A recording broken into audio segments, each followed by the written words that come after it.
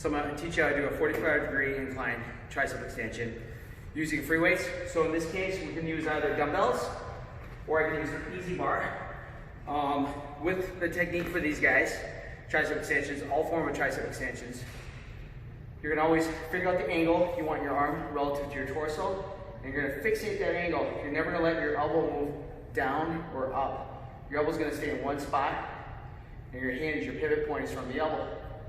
You're going to think about moving your forearm towards your bicep. That's going to be your depth. And what you don't want is your elbows kind of flaring out like this. You're going to try to keep your elbows in here as well. If they flare out a tiny bit, that's acceptable, but we don't want a lot of motion. Your elbows going out this way. You have the option of having your head slightly tilted back over the bench, or you can sit all the way down and have your head on the bench. If you have no neck pain, you may find it's a little bit easier to have your head slightly off of the bench.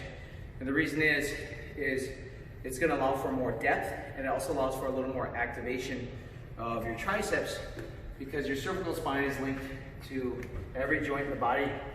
There's something called symmetrical tonic reflex, and if your head's slightly back, you'll be stronger in extension. So for me, I'm going to bring my head just a slight tilt back.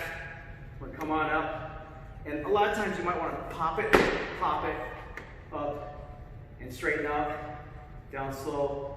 I'm going to bring the weight all the way to my shoulders so I get full range of motion, and up and down, elbows in one spot. Easy bar. Easy bar, you probably would prefer a spotter handing you the weight, and you might even prefer a spotter handing you the weight on the dumbbells. But I'm going to use the same principles. Slide down a little bit right here, and then come down, and fully straighten. Elbows stay in one spot. I'm using a narrow grip with the bar, but you have narrow, medium, or you could even go wide. But usually you're going to use either this mid grip, or you're going to spin the bar and do a narrow grip. That's what you would use. Typically, I prefer dumbbells, but the easy bar works great too. So with the incline tricep extensions, I decided to show you what you can do with other angles too. So you can do incline, I showed you the 45 degree.